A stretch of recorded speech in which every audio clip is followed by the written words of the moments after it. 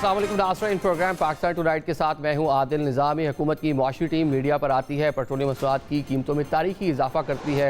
24 घंटों के अंदर अंदर अवामी रिएक्शन को देखते हुए प्राइम मिनिस्टर पाकिस्तान आवाम के सामने आते हैं। 80 रुपये फ़ी लीटर पेट्रोल की कीमत जो है वो कम कर देते हैं, लेकिन जो डीजल की कीमत है उसको बरकरार रखते हैं। जो अपोजिशन पार्टीज़ हैं, जो आज़ाद हल्के हैं, उसमें बात करें कि हुकूमत की जानिब से नफसियाती खेल खेला गया और एक पूरे ट्रिक एक अपनाया गया, जिसके तहत पहले कीमतें बढ़ाई गई, फिर अचानक से प्राइम मिनिस्टर पाकिस्तान आते हैं और कीमतें जो हैं वो कम कर देते हैं। दूसरी जानिब इस पर हम देख रहे हैं जो हुकूमत है वो भी पूरा क्रेडिट ले रही है, बल्कि हुकूमती जो जमात है पाकिस्तान मुस्लिम लीग नून, वो ये कह रहे हैं कि बानी पाकिस्तान मुस्लिम लीग नून मियाँ मोहम्मद नवाज शरीफ साहब जो है उन्होंने अहकामात दिए और प्राइम मिनिस्टर को कहा कि अवाम को बहुत सारा बोझ आपने डाल दिया है और ये जो पैसे हैं इसको ज़रा वापस ले लें। चले जो भी है, लेकिन ये भी हकीकत है कि पॉइंट स्कोरिंग के साथ साथ दुनिया में जंग लगी हुई है, इसके असरात दुनिया के तूलो अर्ज़ में देखने को मिल रहे हैं। यूरोप हो, अमेरिका हो, ऑस्ट्रेलिया हो, एशियाई खित्ता हो, हर जगह आपको उसके असरात जो हैं वो देखने को मिल रहे हैं। इस पर बात कर लेते हैं, लेकिन इस पर जो सियासत है वो तो डेफिनेटली हो रही है। प्रोग्राम के दूसरे हिस्से में जो जंग लगी हुई है, डोनाल्ड ट्रंप ने अल्टीमेटम दिया है कि 48 घंटों में आपने हुर्मुज़ ना खुला तो उसके कॉन्सिक्वेंसेस देखना होंगे ईरान को। ज़रा बात करती हूँ, गेस्ट हमारे साथ मौजूद हैं, स्टूडियोज़ में हमें ज्वाइन कर रहे हैं डॉक्टर अफनानुल्लाह खान साहब, फैसल चौधरी साहब हमारे साथ मौजूद हैं, पाकिस्तान तहरीक इंसाफ से ताल्लुक़ है, सीनियर जो है वकील भी हैं। ज़ुबैर उमर साहब हमारे साथ मौजूद हैं, साबिक गवर्नर हैं मोहम्मद ज़ुबैर साहब, और सीनियर पॉलिटिशियन भी है। आप तमाम मौजूद मेहमानों को वेलकम करेंगे। डॉक्टर साहब आपसे आगाज़ कर लेते हैं। प्राइम मिनिस्टर अचानक से आते हैं, क्या पहले फ़ैसला ठीक नहीं हुआ था? पहले एकदम 137 रुपये बढ़ाना, फिर 80 रुपये कम कर देना, फिर उसका सियासी क्रेडिट लेना। जी बिस्मिल्लाह रहमान रहीम। देखिए, हमें ये बात समझनी पड़ेगी कि जो तेल की कीमत है वो उसके ऊपर कंट्रोल हुकूमत का बहुत कम होता है, क्योंकि हम 15, 16, 17% के करीब हम लोग जो है वो अपने प्रोड्यूस करते हैं क्रूड और उसको रिफ़ाइन करते हैं, बाकी जो है वो हमें इंपोर्ट करना होता है। अब ज़ाहिर है वो जो चीज़ आप इंपोर्ट कर रहे हैं, अगर जंग की वजह से उसकी कीमत जो है वो $55-56 पर बैरल से चली गई है, $110-120 पर बैरल पे, 140 पे चली गई है बल्कि अब तो उसका इम्पैक्ट फिर अब आप कैसे करेंगे? ऑलरेडी आप एक IMF प्रोग्राम में है, इकनॉमिक सिचुएशन जो है सबके सामने कैसी है, तो ये तमाम मामला जो है उसको सामने रखते हुए ही जो है वो उसी कीमत बढ़ाई गई है। हुकूमत का बढ़ाया तो PDL जो है ना, आपने लेवी जो है वो बढ़ाई और प्राइम मिनिस्टर ने लेवी ही वापस लेने का फैसला किया। वो तो डायरेक्टली आप कह लें कि वफाक लोगों से पैसा ले रहा है जो कि नॉन टैक्स रेवेन्यू का हिस्सा बनना था, जिसने शायद जो शॉर्ट फॉल था जिस पर बात हो रही है, जो अहदाफ पूरे नहीं कर पाए। आज बल्कि बिलावल भुट्टो ने भी बात की, बल्कि एक मिनी बजट लाने की बात करें। ये सुनवा दें आपको, ये बिलावल साहब को जरा सुनाएं कि वो क्या फरमा रहे हैं मिनी बजट। और एक तो बता रहे हैं कि हुकूमत की जो मुआशी टीम है उन्होंने जो ब्रीफिंग दी तो उनकी ईद ख़राब हो गई। अगर आगे चल के कोई मिनी बजट आता है तो क्या होगा, सुन ले जरा क्या कहते हैं। ईद के मौके पे इस्लामाबाद वाले आए थे, हमारे वफाकी वजीर आए थे और इन्होंने आके जो ब्रीफिंग दी, कम से कम मेरा ईद तो खराब कर दिया। अगर माली सपोर्ट हुकूमत अवाम तक पहुंचाना चाहता है, पाकिस्तान पीपल्स पार्टी तैयार है वफाकी हुकूमत के साथ मिलकर काम करने का। हम इस हद तक तैयार है कि अगर वफाकी हुकूमत ये फैसला करे कि उन्होंने वक्त से पहले एक मिनी बजट लेकर आना है तो हम उस हद तक जाने के लिए तैयार है। ये आपने सुन लिया बिलावल साहब क्या फरमा रहे हैं कि अगर बजट से पहले कोई मिनी बजट आता है तो पाकिस्तान पीपल्स पार्टी उसको सपोर्ट करने के लिए तैयार है। क्योंकि इस तरह की भी तैयारियां हो रही हैं। देखिए, बात ये है कि ज़ाहिर है अगर आपने ये इसकी जो इसको कहीं ना कहीं आपने इसको सब्सिडाइज़ किया हुआ है, फिर भी अभी 80 रुपये भी कम कर दिए हैं, तो वो आप ज़ाहिर एक जगह से निकाल के दूसरी जगह पर डाल देते हैं ना, खुद तो ज़ाहिर है कहीं और से तो आना नहीं है मामला। तो और जो आपका पूरा बजट बना हुआ है वो $60-70 पर बैरल पर बना हुआ है, उससे डबल से भी ज़्यादा हो गई है। तो अब आप मुझे बता देंगे उसके अंदर क्या कर सकते हैं। इसमें मैं ये ज़रूर कहूँगा कि गवर्नमेंट ने जो मोटरसाइकिल सवार है उनको 20 लीटर पर मंथ का दिया है। फिर पंजाब गवर्नमेंट ने further chief minister Nawaz Sharif साहबा ने मज़ीद उसको 20 लीटर और उसमें ऐड किए। और ट्रांसपोर्ट के ऊपर जो है पूरा एक सिस्टम बिल्डअप किया गया है पंजाब में, जहाँ पे तमाम ट्रांसपोर्टर्स को जो है वो सब्सिडी दी जाएगी जो बसें चलती हैं, ताकि जो उनका किराया है वो ऊपर ना जाए। तो ये अब इनडायरेक्ट सब्सिडीज़ जो हैं वो गवर्नमेंट देगी आवाम को रिलीफ प्रोवाइड करने के लिए, लेकिन ये एक एक्स्ट्रा ऑर्डनरी सर्कमस्टांसेस हैं जिसके अंदर एक जंग है और वो हमारे कंट्रोल में है नहीं, और अभी तक ये भी नहीं पता समझ में आ रही कि वो मामला भी कहाँ जाएगा। ठीक है, हो सकता है ये बहुत लंबा चले। अगर ये लंबा चलेगा तो ज़ाहिर है फिर अब आप देख लेना, अगर अभी जो हुकूमत ने अभी कुछ दिन, एक हफ़्ता या पता नहीं 10 दिन सब्सिडी दी है, उसके ऊपर 126 अरब रुपये लग गए। तो 126 अरब रुपए जो है वो ज़ाहिर है आपने अपने जो तरक्याती काम है वहाँ से निकाल के इधर डाले। ठीक है, जंग है, उसके असरात डेफिनेटली है, लेकिन वो असल जो लोगों को मसला था कि पूरी रीजन में सबसे महंगा पेट्रोल जो है वो पाकिस्तान में मिल रहा था। एक रिएक्शन देखते हो मोहम्मद ज़ुबैर साहब, एक रिएक्शन देखा आपने कल मुल्क में काफ़ी सिटीज़ के अंदर एहतजाज भी हुए, पाकिस्तान तहरीक इंसाफ ने प्रोटेस्ट की बात की, जमात इस्लामी भी यही बात कर रही थी, फिर प्राइम मिनिस्टर आते हैं और कीमतें कम कर देते हैं, लेकिन क्रेडिट दे रहे हैं अपने पार्टी सदर को, मियां मोहम्मद नवाज शरीफ साहब को, जो 3 बार साबिक वज़ीर आज़म रह चुके हैं। उनके अहकामात आए तो मेरे ख्याल से जो पहले एक वजह करार दिया जा रहा था कि IMF की शराइत है, हमने वो सारे टारगेट्स मीट करना है, वो सारी की सारी चीज़ें हुकूमत भूल गई, 80 रुपये पेट्रोल पर फी लीटर कम कर दिए। देखें, बड़ी हुकूमत ने परसों रात ही जब प्राइस इंक्रीज़ की, 2 वज़ीर आए और उससे पहले आप देख रहे थे कि रोज़ बैठक हो रही थी। अब बताते थे कि वज़ीर आज़म बैठे हुए हैं और भारी भरकम सारे वज़रा और मशीरान बैठे हुए हैं, फिर प्रेसिडेंट हाउस में बैठक हो रही है, डिस्कस हो रहा है और फैसला जब होता है तो मुझे हैरानी है कि कोई भी मशीर या वज़ीर ये नहीं कह रहा कि जी आपने 137 रुपए कैलकुलेट किया, 137 रुपए बहुत ज़्यादा होते ना, लोगों का तख्ता हो जाएगा, तो इसमें हम टैक्स क्यों डाल रहे हैं? मतलब कोई सेंस बनता है? अच्छा, फिर जब जो पेट्रोलियम मिनिस्टर ने और फाइनेंस मिनिस्टर ने जब ऐलान किया, जैसे अभी अफनान कह रहे थे कि जो इंटरनेशनल ऑयल प्राइसेस है वो हम पास ऑन कर रहे हैं, no, not passing on international oil prices. आप बिल्कुल गलत बयान नहीं कर रहे थे। 79 रुपीज इंपैक्ट था इंटरनेशनल ऑयल प्राइसेस का, 55 रुपीज इंपैक्ट था आपका जो आप एडिशनल टैक्स ले रहे थे। किस सिलसिले में आप टैक्स ले रहे थे? उसकी ये एक वजह थी, इस वजह से ले रहे थे कि आपका जब ओरिजिनल टारगेट था 14.1 ट्रिलियन रुपीस, मार्च तक इस फिस्कल ईयर के 9 महीने में आप 800 बिलियन रुपए शॉर्टफॉल है आपका, और रिवाइज टारगेट जो था उससे 600 बिलियन शॉर्टफॉल है। उसका कसूर किसका है? पाकिस्तान के अवाम का। FBI के chairman, prime minister of Pakistan, भारी भरकम ministers, no one is responsible, no one is accountable. ये जो सबसे बड़ा मसला है ना, ये शहबाज शरीफ हुकूमत का, और ये जब से आए हैं और ये प्रोविंशियल हुकूमत ने ये किसान कार्ड और फलाना कार्ड, भाई आप इकोनॉमिक पॉलिसी ऐसे बनाएं जिससे इकोनॉमिक एक्टिविटी बढ़े, जिससे एम्प्लॉयमेंट जनरेशन हो, जिससे एक्सपोर्ट हो, जिससे इन्वेस्टमेंट आए। ये कौन सा तरीका होता है कि आपने 5 लाख लोगों के लिए ये कार्ड दे दिया? आप रिस्पॉन्सिबल है 25 करोड़ आवाम के लिए, आप बस में आपने फ्री कर दिया। कोई एक कंट्री मुझे बता दे जो ऐसे चलती है। तो फिर क्या करते हैं हम सवाल ज़ुबैर साहब, फिर क्या करते हैं? कोई सोल्यूशन क्या था? एक सेकंड, मैं बताता हूं ना, मैं बताता हूं। पहले ये सवाल बनता है या नहीं बनता? इंडिया के सोर्स वही है जहां से तेल पाकिस्तान मंगवाता है, बांग्लादेश का वही है, श्रीलंका का वही है, नेपाल का वही है। Why should Pakistan be the most expensive petrol? Give me one good reason, give me one good reason. और कितना, जब 478 458 किया था तो इक्विवेलेंट पाकिस्तानी रुपीस में बांग्लादेश का 280 रुपए, इंडिया 286 रुपए, और इसी तरह से नेपाल पता नहीं 322 रुपए। और सबसे बड़ी बात यह है कि इंडिया ने, हम बड़े मजाक उड़ाते हैं इंडिया का, पूरे 1 महीने में उन्होंने कोई इंक्रीज नहीं किया। बांग्लादेश ने कोई 14% इंक्रीज किया, उन्होंने जो ड्यूटीज भी कम कर दी, 14-15% 13 रुपए से 3 रुपए कर दी, जो इंडियन रुपीज है, ड्यूटी भी कम की, कम कर दी ना जी। आप इस वजह से कि उनकी मईशत जो थी वो इससे पहले इतने उसकी सिमत या डायरेक्शन इतनी ज्यादा, और सबको पता था, नंबर्स वर सेइंग, ये 4 साल से पता नहीं इधर उधर पता नहीं क्या हाथ पांव मार रहे थे, ना इन्वेस्टमेंट लेके आए, ना एक्सपोर्ट बढ़ाया, ना एम्प्लॉयमेंट जनरेशन की, ना पॉवर्टी रिडक्शन किया, not a single thing. This is probably the worst 4 year period, probably क्या, फॉर श्योर। आप GDP ग्रोथ एवरेज देख ले पाकिस्तान की हिस्ट्री में उठा के 80 साल में बता दें कि कौन सा 4 साल का पीरियड है जिसमें एवरेज ग्रोथ 2% से कम रही हो।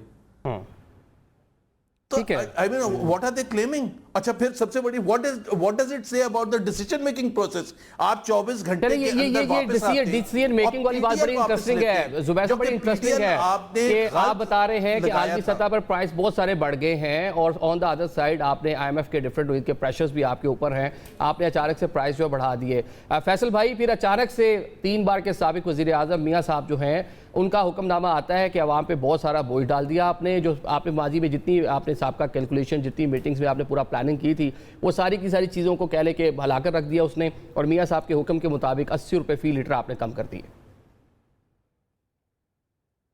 देखिए, सबसे पहली बात ये है कि 4 साल हैं होने को आए हैं इस हुकूमत को, पीडीएम का, और इस हुकूमत का जो ये कोalition गवर्नमेंट है, ये 4 साल से पाकिस्तान में बरसर इक़्तिदार है। इनकी मईशत की क्या डायरेक्शन है जिससे आईएमएफ से बाहर निकला जा सकता है? जब से ये आए हैं ग्रोथ बिल्कुल ज़ीरो पे चली गई है, फॉरेन डायरेक्ट इन्वेस्टमेंट नहीं आ रही है, आपकी जो लोकल इंडस्ट्री है वो बंद हो रही है, किसान हो, दुकानदार हो, कारखानेदार हो, सारे रो रहे हैं, तनख्वाहदार हो, वो सबसे ज़्यादा मुतासर है। अब आप देखिए कि इनकी डिसीजन मेकिंग की संजीदगी का ये आलम है कि क्या नवाज शरीफ साहब को और नवाज शरीफ साहब की शख्सियत में डायरेक्शंस दे रहे हैं? क्या वो कैबिनेट का हिस्सा हैं? क्या वो हुकूमत का हिस्सा हैं? एक सियासी रहनुमा है ना, वो किसी पार्टी के सदर हैं। उनका इनपुट अगर लेना था तो उस फैसले से पहले लेना चाहिए था। जब आपने रातों रात पेट्रोल की कीमत अभी आपने 80 रुपये लेवल कम की है, असर तो जो कंजम्पशन होती है वो डीजल की होती है, वो तो वहीं का वहीं है। अब डीजल जो है वो कंज्यूम होता है गुड्स ट्रांसपोर्ट में, पब्लिक ट्रांसपोर्ट में, आपकी ट्रेनों में, आपकी बिजली बनाने में, आपके कारखानों में सबसे बड़ी खपत वो है। और फिर आप ये बताएं कि इस हुकूमत ने क्या ये जो ब्यूरोक्रेसी है हमारी, हमारे जजेस हैं, हमारे उसमें फौज भी शामिल है। देखिए, ये आप इदारों को मुकद्दस गाय ना बनाएं सबको। ये बताएं कि क्या एक मिनिस्ट्री की एक बस नहीं लग सकती जिसमें ये सारे बैठ के चले जाएं? चले बाबुओं को, बड़े बाबुओं को, छोटे मुलाजमों से कोई तकलीफ है तो फिर अपनी एक एक बस ले लें तो और वहां पे बैठ के चले जाया करें। आप हजारों गाड़ियां चला रहे हैं, उनका पेट्रोल सरकारी है, उनकी मेंटेनेंस सरकारी है, उनका तेल जो फिल्टर है वो सरकारी खर्चों पे चेंज होता है, उसकी मेंटेनेंस जो है, वेयर एंड टियर जो है वो सरकार। आप जो है इनके प्रोटोकॉल्स काम करें। आपने क्या ऐसा काम किया है? सिंबॉलिकली आप कह रहे हैं जी कि हमने जो है जी वो कतरा कतरा दिया। भाई कतरा कतरा नहीं, आप क्या टोटल एक कतरा पूरी जो कैबिनेट की 6 महीने की तनख्वाह है उसके कैलकुलेशन निकाल लीजिएगा, वो बहुत थोड़ी बनती है। इसी तरह से आपने मैयर्स लेने हैं, इस्लामाबाद में आपने मुफ्त ट्रांसपोर्ट कर दी है, तो फिर मुझे बताएं कि बाकी पाकिस्तान का क्या कसूर है? पंजाब में भी कर दी, पंजाब में भी है। वो कहते हैं सूबा ही हुकूमतें हर सूबा अपना मैनेज करेगा, वफाक से पैसे मिल जाते हैं, सूबे ने अपना मैनेज करना है। लेकिन सूबा कैसे मैनेज करे जब आपने उनको पैसे नहीं देने? पंजाब में तो डोल आउट हो रहा है। मुझे ये बताएं, इस्लामाबाद में आदल आप भी रहते हो, हम भी इधर रहते हैं, जितनी सड़कें हैं वो उठा के उखाड़ के पुल बनाए जा रहे हैं। कभी यार, अगर आप जंग की सूरत हाल में हैं, आपका आईएमएफ का प्रोग्राम चल रहा है, तो फिर इंसान बने, जो सबसे जरूरी कोई चीज है उसको उखाड़े। रोजाना सड़कें बन रही हैं, स्टेडियम बन रहे हैं, होटल बन रहे हैं, पता नहीं किसके लिए बन रहे हैं। लोग तो वहां पे जा नहीं सकते। 29% से ज्यादा आपकी 39% से ज्यादा आबादी जो है वो खत्ते गुर्बत से नीचे चली गई है। ठीक है, आप कर क्या रहे हैं? आपकी प्रायोरिटीज क्या हैं? आपकी प्रायोरिटी पाकिस्तान की आवाम है। अब आप ये कह रहे हैं कि 20 जहाज हम निकाल रहे हैं। कल अपना वकील कह रहे थे जी कि 2 जहाज हमारे, 18 हम बता नहीं सकते। ये किस किस्म की सीक्रेसी है? पार्लियामेंट में ये पूछते हैं, अफरान भाई से पूछते हैं, बाकी 18 किधर चले गए? एक ब्रेक लेते हैं, ब्रेक के बाद हम इसे पूछते हैं।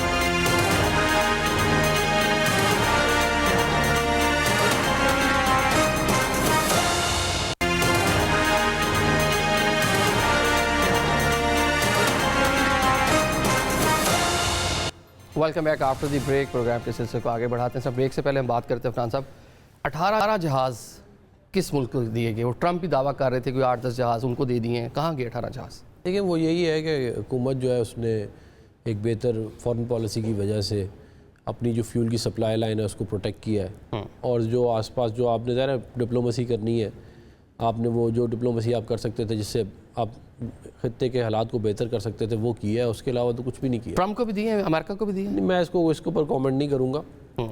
जहाँ तक बात है इसकी, देखें ये जो बार बार पेट्रोल की बात और इसकी डीजल की बात हो रही है, डीजल के ऊपर तो कोई लेवी नहीं है, सिफर लेवी है पहली बात, जिसके ऊपर आम आवाम जो है वो ज़्यादा उनका कस्टम ड्यूटी उसके ऊपर है। कस्टम ड्यूटी 10-11% होगी टोटल मिला के, से ज़्यादा कुछ नहीं है।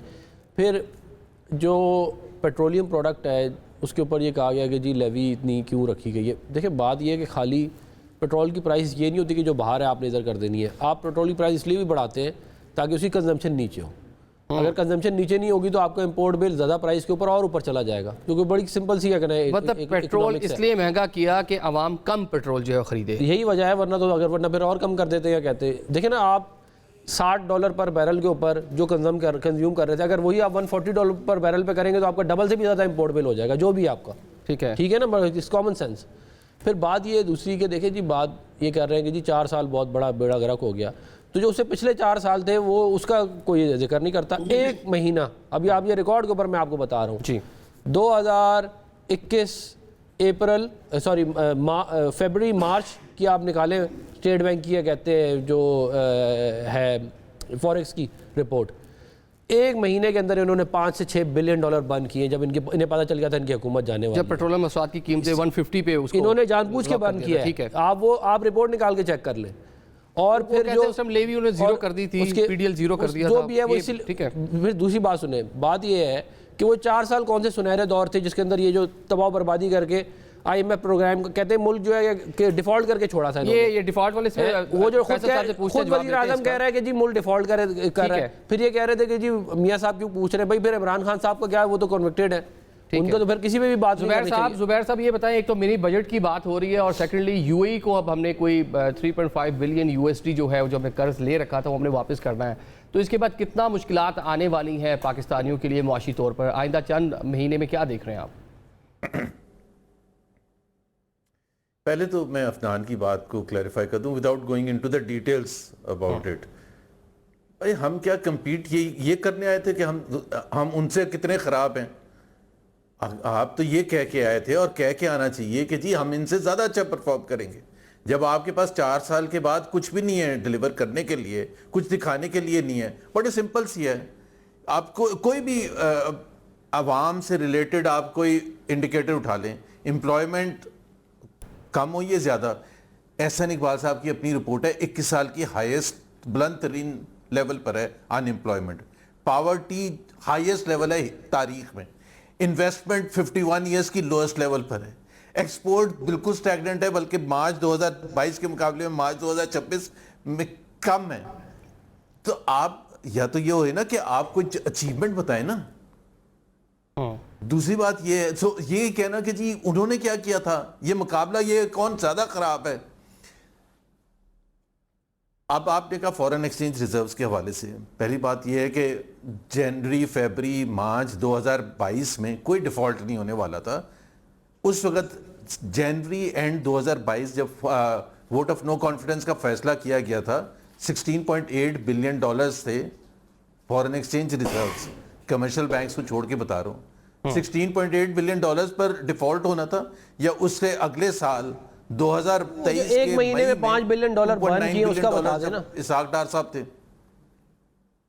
जी, ये फैसल साहब से पूछे थे मार्च में जो एक 5-6 बिलियन फैसल साहब ये बता दें, जब बानी पीडी खान साहब प्राइम मिनिस्टर थे, लग रहा था बाजार की हुकूमत जाने वाली है, उससे पहले वो बताते थे जब पेट्रोल मसनूआत की कीमतें 14 दिन बाद बढ़ती थी कि IMF के प्रेशर्स है, एग्रीमेंट्स के अंदर है, हमने बढ़ानी है। फिर अचानक से प्राइम मिनिस्टर जो है 150 उसका प्राइस जो है लॉक कर देते हैं 6 माह के लिए। वो कहते हैं 5 से 6 अरब डॉलर जो है उस टाइम की हुकूमत ने ज़ाया किए।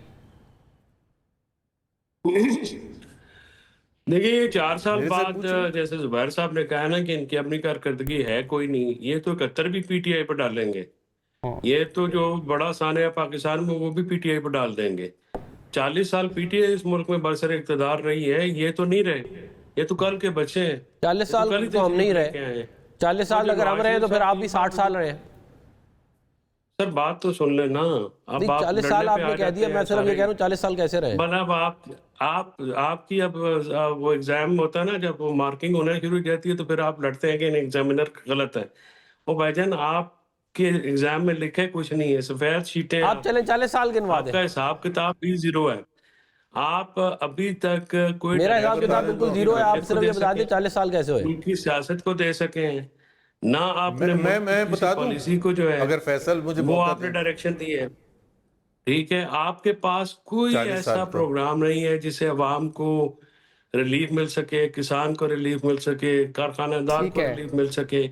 ये जो फैसल भाई एक मिनट रुकेगा जुबैर साहब, ये 20 सेकंड्स है, 20 सेकंड्स से बता दें अगर आप 20 सेकंड्स को कंक्लूड करें, मुझे फिर ब्रेक पे जाना है प्लीज। मैं बता 1958 में पहला मार्शल लॉ लगा था, उस जगह से लेकर 68 वो भी पीटीआई की वजह से लगा था। वो भी हमने लगाया था, मुस्लिम लीग नून का उससे क्या ताल्लुक है? 3.5 साल मुस्लिम 1993 में निकाल दें, यार आराम से सुन लें तो मैं बता देता हूँ। ठीक है, चले चले चले मुझे एक ब्रेक के बढ़ना है। आप तीनों मौजूद मेहमानों का शुक्रिया अदा करते हैं। ब्रेक के बाद आज मिडल ईस्ट में जो जंग लगी है इस पर बात करेंगे।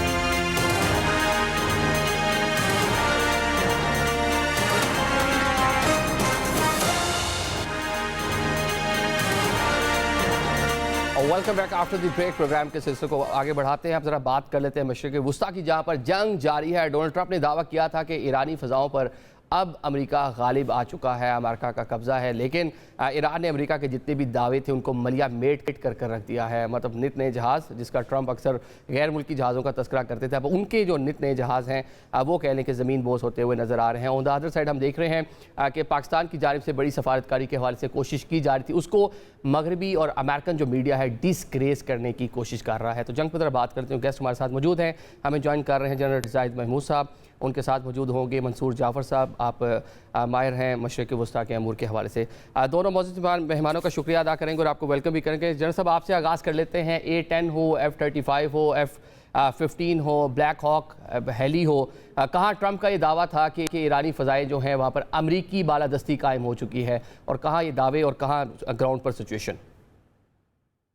जी बिल्कुल, देखिए उन्होंने टोटल एयर कंट्रोल का क्लेम किया था, और ये फैक्ट भी है कि अमेरिकन तब भी एक्शंस करते हैं ज्यादातर जब वो 100% उनको श्योर हो कि देयर इज नो थ्रेट उनके खिलाफ। जी, तो ऑफ कोर्स रिस्पांस आया है, और क्रेडिबिलिटी जो है आर्म फोर्सेस की वो भी स्टेक पे होती है।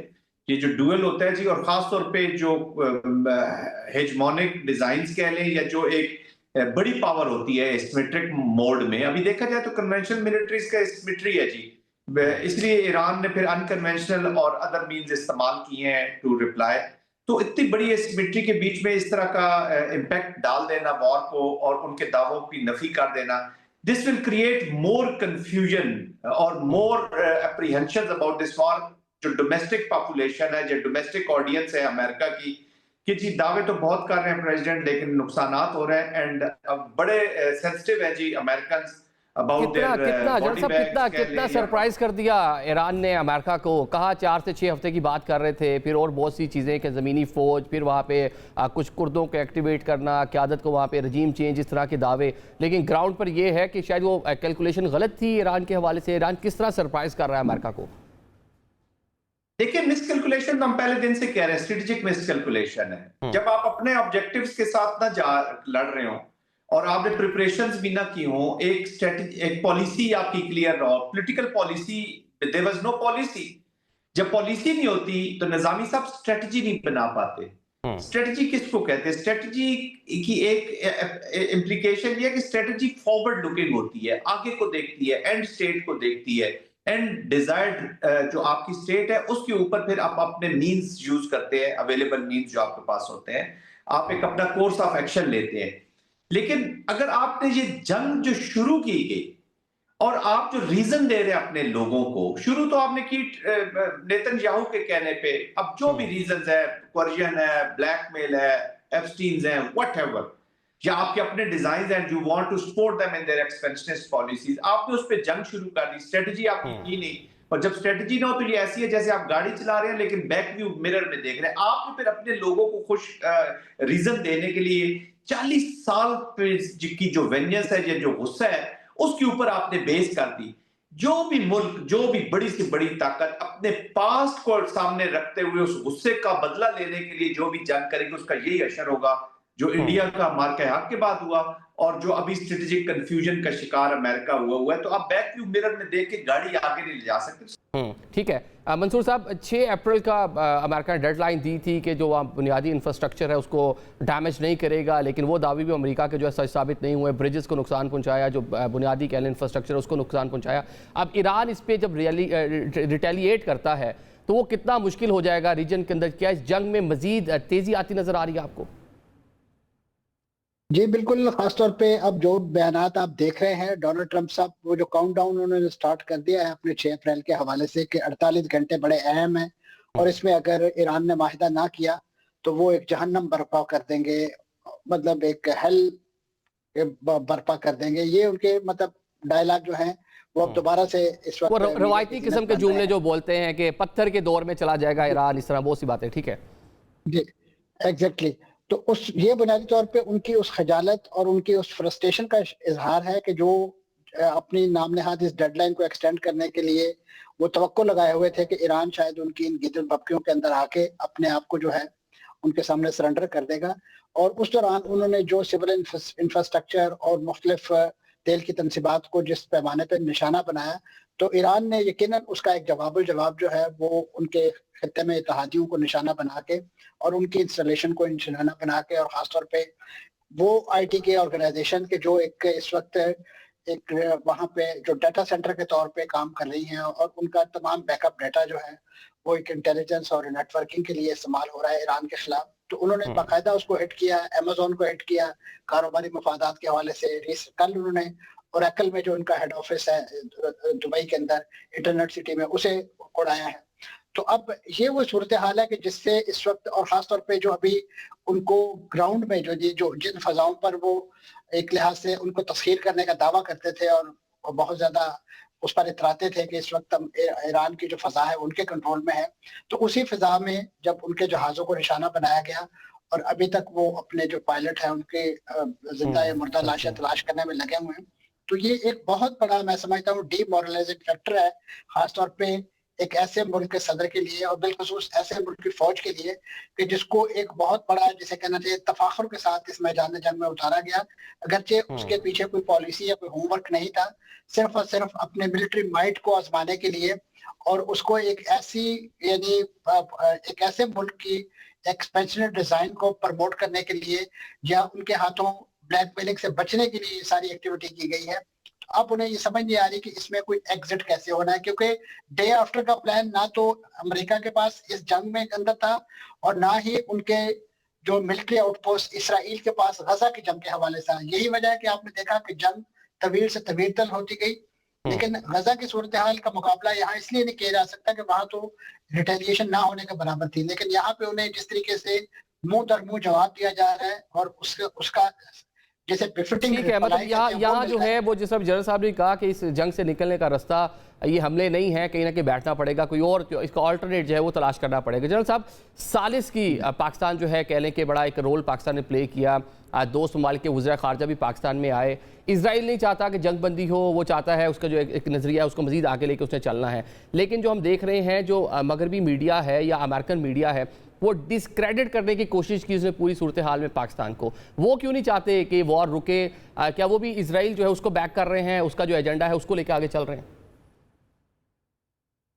देखिए, जो मीडिया है या जो स्पिन मास्टर्स हैं, वो आपको पता है कि ज्यूइश लॉबी का किस तरीके से कंट्रोल है जी, और ऑफ कोर्स वो they are waging this war, they are executing this war और उसी को इम्पैक्ट कर रहे हैं। मेरे ख्याल में इजराइल की तो काफी जो अभी नुकसान उनका भी शुरू हो गया, उनकी आर्मी के अंदर बड़ी प्रॉब्लम्स हैं और काफी ऑब्जेक्टिव्स उन्होंने हासिल कर लिए हैं। उन्होंने देखे ईरान के न्यूक्लियर को तबाह करवाना था, वो करवा दिया है।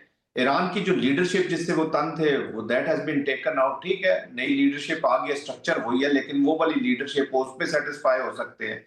ऑलरेडी उन्होंने न्यूक्लियर की मैं बात कर चुका हूँ, मिसाइल भी काफी इस्तेमाल कर लिए गए हैं और इजराइल का तो आई मीन और उसके बाद जो सबसे बड़ा इंपॉर्टेंट उन्होंने अचीव कर लिया मेरी नजर में जी, वो जो गल्फ कंट्रीज को और ईरान को आमने सामने खड़ा कर दिया है। I think they have achieved a lot और अब वो इतना फियर क्रिएट करना चाहते हैं ईरान का ऑन द गल्फ कंट्रीज, इसी तरह स्पॉइलर का रोल अदा करके, ट्रोजन हॉर्स का रोल अदा करके कि इब्राहिम अकॉर्ड में और अरब कंट्रीज भी आए, वो समझे कि net security provider in middle east is Israel. Israel के साथ हमें अच्छे ताल्लुकात रखने हैं, उसी के अंदर फिर ये फ्रिक्शन फिर क्रिएट करेगा। जरूरी नहीं है कि ईरान में करे, किसी और जगह के क्रिएट करके अपने जो ग्रेटर इजराइल के जो चीजें वो लेकर चलेगा। लेकिन अरब कंट्रीज को ये ज़हन में रख लेना चाहिए कि आज नहीं तो कल ये जो पड़ोस में आग लगी है, आग इनकी तरफ भी आनी है। और ईरान को भी चाहिए कि अगर इजराइल के डिजाइन को इन्होंने बीट करना है, डिफीट करना है, तो इनको जरा ये कैलिब्रेट करना पड़ेगा मिडिल ईस्ट का रिस्पांस, खासतौर पे सऊदी अरेबिया के कॉन्टेक्स्ट में, खासतौर पे कतर के कॉन्टेक्स्ट में। इनको they will have to be very very careful. एक तो जैसे एक तो इस पे भी चले जरा तबसरा कर ही दे कि एक तो पाकिस्तान जो है उसकी बड़ा रोल पाकिस्तान ने प्ले किया सालिस की हैसियत से, लेकिन बताया जा रहा है कि कुछ मुमालिक ब्रदर इस्लामी मुल्क पाकिस्तान से भी नाला है कि शायद किसी की फेवर कर दी या झुकाव किसी और जानिब रहा। हालांकि हमारी तो पूरी कोशिश जो थी वो पीस थी, अमन था। देखिए मंसूर साहब बेहतर इस पे कमेंट कर सकेंगे। मैं समझता हूँ कि आपका बेस्ट फ्रेंड या आपका जेन्युइन फ्रेंड या आपका लॉयल फ्रेंड वही होता है जो आपकी सेंसिटिविटीज को भी सामने मद्देनजर रखता है। आपकी दोस्ती का ये मतलब नहीं होता कि आपने खरीद लिया किसी को या उसको एक्सप्लॉइट कर रहे हैं या आप कहते हैं। देखिए ना, पाकिस्तान और इंडिया का भी कॉन्टेक्स्ट हमने खुद ही लड़ी। कितने खलीजी ममालिक आए पाकिस्तान के साथ कि उन्होंने अपनी चीज भेज दी। अभी आप स्ट्रेटेजिक पार्टनरशिप में गए सऊदी अरेबिया के साथ, उसके बाद कितने ममालिक ने इंडिया को के ऊपर कोई हमारे ठीक है, टाइज भी है, ट्रेड भी कर रहे हैं, मिलना जुलना भी है, ठीक है। आपने बजा फरा पाकिस्तान ने अपनी जंग खुद लड़ी, इंटरेस्ट देखते हैं जी सारे, इसमें कोई उम्मा और ब्रदरहुड, इसमें हमें भी इमोशनल होने की कोई जरूरत नहीं है। 2+2 4 ही होता है, अपना इंटरेस्ट आपका सबसे इंपॉर्टेंट चीज होती है। मंसूर साहब, आज अब्बास अरागची साहब जो हैं उन्होंने एक ट्वीट भी किया, इसहाक डार साहब ने उसको रीट्वीट भी किया, पाकिस्तान जिंदाबाद और पाकिस्तान की जो सालिस के हवाले से कोशिशें थी, जो उस पर एक प्रोपोगेंडा शुरू हुआ था मगरबी मीडिया के अंदर, उसको काउंटर किया है। और साथ में ज़रा इस पर भी पाकिस्तान के लिए बड़ा मुश्किल हो गया बैलेंस करना पूरी सूरत हाल में। मुस्लिम उम्मा है, ब्रदर इस्लामी मुल्क हैं, आपस में एक रिफ्ट है, आपस में माजी के भी बहुत सारे मसाइल हैं। पाकिस्तान की एक पोजीशन ज़रा थोड़ा उस पर बात कीजिएगा प्लीज़। जी, इसमें कोई शक नहीं, बड़ा टाइमली ट्वीट किया है रागची साहब ने। और खासतौर पे जो एक इस वक्त अमेरिका के मुख्तलिफ अखबारात में ये बाकायदा एक ऑर्केस्ट्रेटेड मुहिम है जिसके नतीजे में इस जो सालिसी का प्रोसेस है इसको डीरेल करने की कोशिश की जा रही है। और उसके साथ साथ इस वक्त ईरान के खिलाफ भी एक दीगर महाज खोला जा रहा है, क्योंकि इस वक्त जो आलमी फोरम है यानी जो अक़वाम मुत्तहिदा, उसको इस वक्त बहरीन की क़यादत में एक्टिवेट करने की कोशिशें हो रही हैं और करारदादें खासतौर पे हुर्मुज़ को खुलवाने के लिए एक यूज ऑफ फोर्स की बात की जा रही है। तो अब वहां पे जो नाकामी उन्हें देखने को मिली है, तो अब एक नया महाज खोल दिया गया है ईरान के खिलाफ। ऐसे फॉल्स फ्लैग ऑपरेशन किए गए हैं जिसमें शाम के अंदर जो यूएई का सफारत खाना है उसे, इसी तरीके से अबू धाबी के अंदर और रियाज में जो अमेरिकी सफारत खाना है उस पर अटैक करवाए गए हैं, उस पर हमले करवाए गए हैं, ताकि इस वक्त वो जो जिनेवा कन्वेंशन की और खासतौर जो डिप्लोमेटिक नॉर्म्स हैं उसकी खिलाफ वर्जी का एक नया मुद्दा जो है, एक नया इल्जाम जो है वो ईरान के साथ थोप के बैन अक़वामी बिरादरी को रैली किया जाए ईरान के खिलाफ। क्योंकि इस वक्त तक वो यकीनन एक स्टैंड बायर का किरदार अदा कर रहे हैं। उन्होंने इस हवाले से यानी इस जंग में अपना कोई मौक़िफ़ उस तरीके से क्लियर कट वाज़ेह नहीं किया।